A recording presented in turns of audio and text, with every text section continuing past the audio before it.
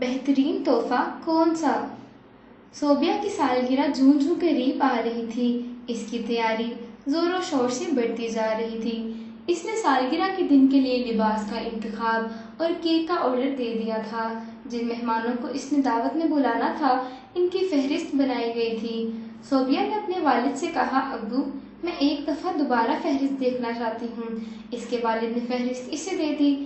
شیبا کا نام فہرست میں نہ دیکھ کر اس نے ابو سے کہا کہ وہ میری دوست ہے، اگر وہ نہیں آئے گی تو میں سالگرہ نہیں مناؤں گی۔ صوبیہ کی بات سن کر اس کے ابو نے شیبا کو بلانے کی اجازت دے دی۔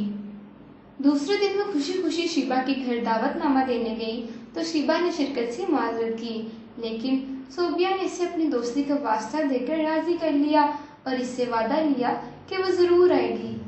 شیبا نے وعدہ کر لیا۔ اس کے جانے کے بعد وہ پریشان ہو گئی کہ صوبیہ کو کیا گفٹ دے۔ اس کے پاس تو اتنے پیسے ہی نہیں ہیں کہ وہ اسے ایک اچھا سا تحفہ دے سکے۔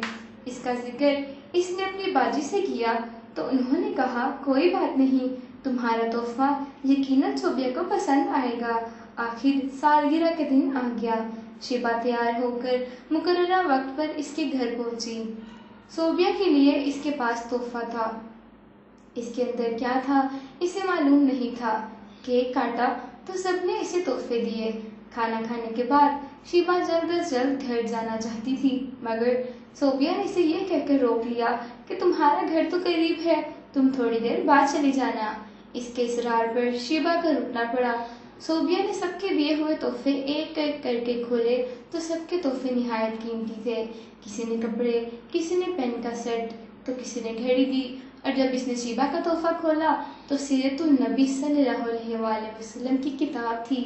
صوبیہ نے شیبا کو گلے لگایا اور اس کا شکریہ ادا کیا کہ اس نے اتنا اچھا تحفہ اسے دیا ہے جو ہمیشہ اس کے پاس محفوظ رہے گا۔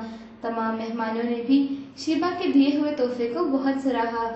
صوبیہ نے کہا کہ تمام دوستوں کے تحفے اچھے ہیں، مگر یہ کہتے ہوئے مجھے خوشی ہے کہ شیبا کا تحفہ آج کا دیا ہوا سب سے بہترین تحفہ ہے۔ کیوں ساتھیوں، سب نے تالیاں بجا کر اس کی بات کی تائید کی اور صوبیہ نے آگے بڑھ کر شیبا کو گلے لگایا۔ اس کے ساتھ ہی یہ تقریب اختتام کو پہنچی۔